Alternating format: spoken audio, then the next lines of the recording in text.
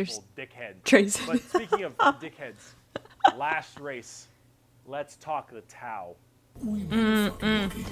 The exact formation of the Tau Empire is not entirely understood.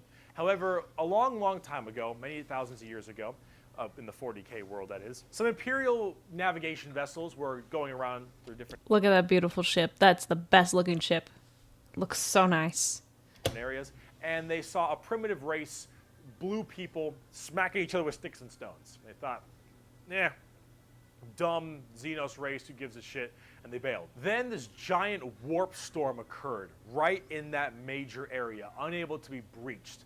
Then, once that warp storm 6,000 years later subsided, hello, those little sticks. Well, they decided to actually have no war of any kind and all just unite together under one flag of the Tau Empire. And now they have gigantic starships and Gundam robots and lasers and railguns and mechs, and they are here to ruin your day. Not for impressed. The greater good.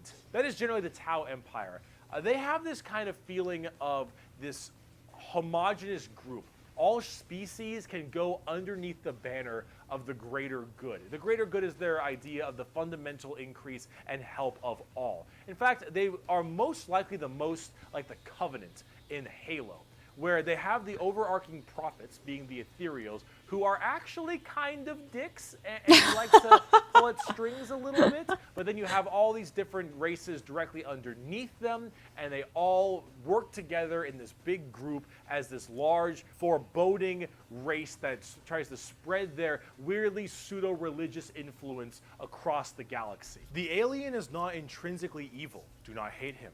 Pity him, his ignorance. Seek to understand his differences and equate him with his inadequacies. Only then will he accept his place in the greater good. No. Nope. No. I can't bring myself to like the Tau.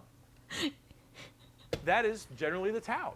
And if you're kind of wondering like what their mainly big shtick is, well, they're all about big robots and mechs. They have laser rifles and rail guns. They got giant mechs with tons of missile pods and heavy rail rifles and rail guns and burst cannons and ion accelerators and void shields and all this stuff. And that is generally what the Tau's all about. But you're probably thinking, Bricky, this doesn't sound that evil. This doesn't sound very grim, dark Warhammer. And you'd be right. The Tau Empire really don't have that much of a horrifying, grim, dark style like everybody else. They don't have a horrifying, grim, dark story like everyone else. Not yet. Not yet. You just wait. You just wait.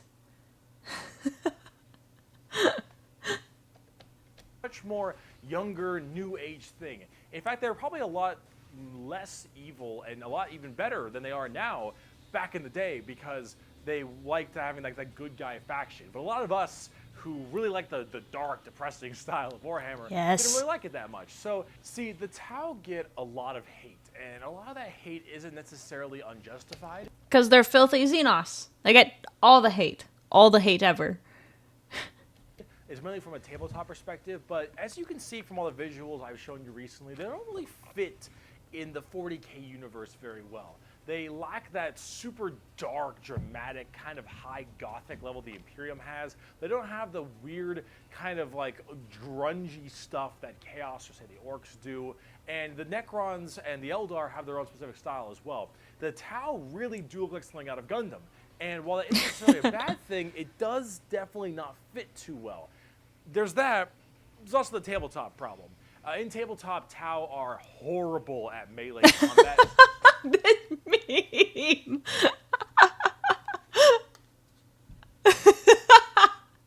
He's dead.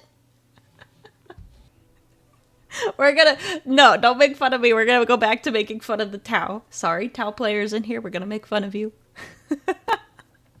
But exceptionally good at range combat. So they blast everyone from really, really far away, and they have a million rules to make it so that it's nearly impossible for you to get into melee combat. So it basically just forces you to bottleneck the game into one specific gameplay style, which is gun to gun. And if you're doing gun to gun, they're going to win every time because they're the Tau, and the Tau are really damn good at shooting. So it's one of those things that make the Tau generally rather hated, and a lot of different reasons for that, both from style and such. But this is actually one of the things I wanted to end this video with, is that the Tau, while they have their issues, you should not be discouraged from playing them. I'll make plenty of Tau weeaboo jokes, of course I will, but it's all generally in good fun. Anyone who legitimately doesn't want you to play a faction is an idiot, and you shouldn't be giving them the time of day. That is facts, that is facts. I make fun of them in jest. That's it. So if you like the Tau, there's no actual hate towards you. Make that very, very clear. He's spitting facts right here, so... Just because I make fun of them, it's because I don't want to play them. Doesn't mean you shouldn't play them. There you go. Good job, Bricky. That was a good point. You pick what you think is cool and what you like. In Warhammer, especially now, factions get better and they get worse. They grow and then they fall. You should only be playing what you think is cool. You like the look, you like the models. If you're talking tabletop, that is what you should be going for every time, is what you think is badass, because... Yeah, well, to what he said, like, if you think something is cool and you want to play the game, then you'll be encouraged to paint the models. Because if you pick something like, oh, well, this is, like, super busted right now, I want to play it. Well, but that's it. Like, that could be a good motivation, but if you don't really like the lore or you don't like the way they look, you won't be motivated to paint them and you won't want to play them. So pick something that you like to play, and then you'll be motivated you'll get really into it.